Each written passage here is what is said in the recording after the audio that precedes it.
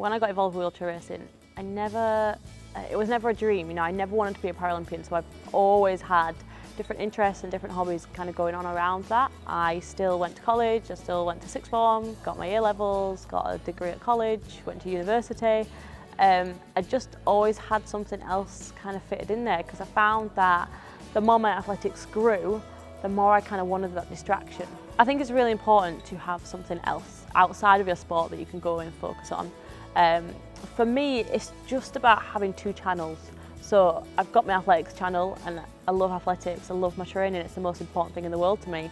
But I found going into London 2012, when all I was an athlete, I just found that I got bored, you know, training didn't switch me on like it should do. It didn't feel like the most important thing in the world, because I was doing it, I was eating, sleeping, everything was around training.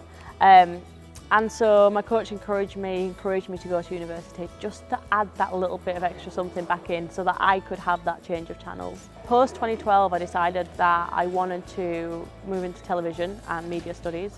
I wanted to work in the media somehow. And off the back of that, I worked really hard with my lifestyles advisor. So I went and studied journalism at university, and then just recently completed a presenting course.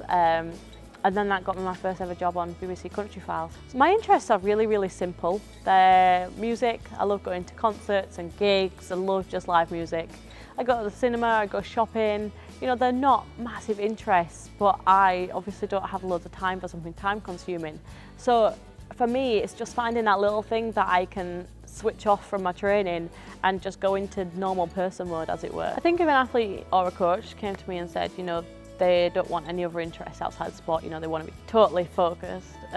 Ultimately, it's a personal decision, you know, you decide what you want to do outside of sport.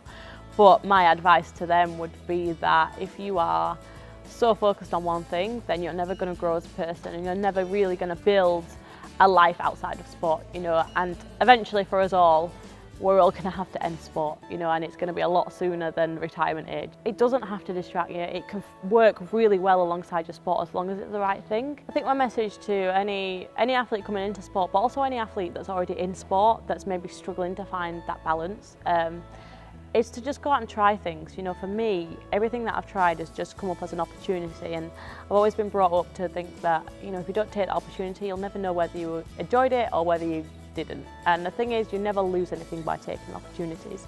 Yes, I'm Hannah the athlete, I love to train, and training's what I do, but you have to find something else that lets your body and your mind rest from that. You know, you don't want to be constantly thinking about 800-metre tactics. You need to go out, even if it's something simple like going out with your friends, going for a meal, going to cinema, or if it's something bigger like continuing your education or finding a part-time job, whatever it is.